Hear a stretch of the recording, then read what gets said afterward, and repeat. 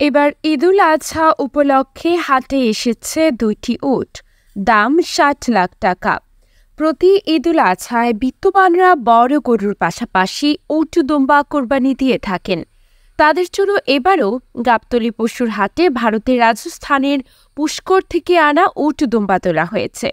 একজোড়া উটের দাম হাঁকা হচ্ছে ৬০ লাখ টাকা। সেই হিসেবে একটি উটের ৩০ লাখ টাকা দাম হচ্ছে। এসব উট দুম্বা রাখা হয়েছে হাটের প্রধান সড়কের পাশে, আর উৎসুক জনতা ঘিরে ধরেছে এই মরুভূমির জাহাজকে। কেউ সেলফি তোলায় ব্যস্ত, কেউ আবার ভিডিও করছেন, কেউ বা উটগুলো একটু ছুঁয়ে দেখছেন। তবে উট দেখার মানুষ থাকলেও ক্রেতা চোখে পড়েনি একজনও। বিশ্বের সবচেয়ে বড় উটের মেলা হয় রাজস্থানের পুষ্করে। শুধুমাত্র এই মেলা দেখার জন্য প্রচুর দেশি বিদেশি পর্যটক এখানে আসেন। পর্যটকদের পাশাপাশি বাংলাদেশ থেকে অনেক ক্রেতাও যান উট কিনতে। গাবতলী কোটবাড়ি এলাকার শিপু ২টি উট ১ মাস আগে কিনেছেন। এরপর সড়ক পথে উট দুটি বৈধ উপায়ে সীমান্ত দিয়ে বাংলাদেশে প্রবেশ করে।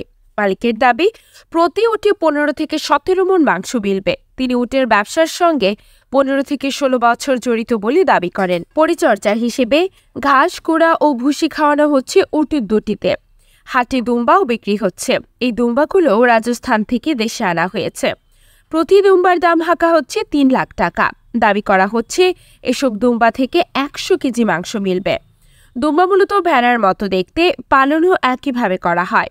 এরা প্রতিদিন ভুসি, খোল, ডালের খোসা ও চালের কুড়ো এবং নেপিয়ার ঘাস খায়।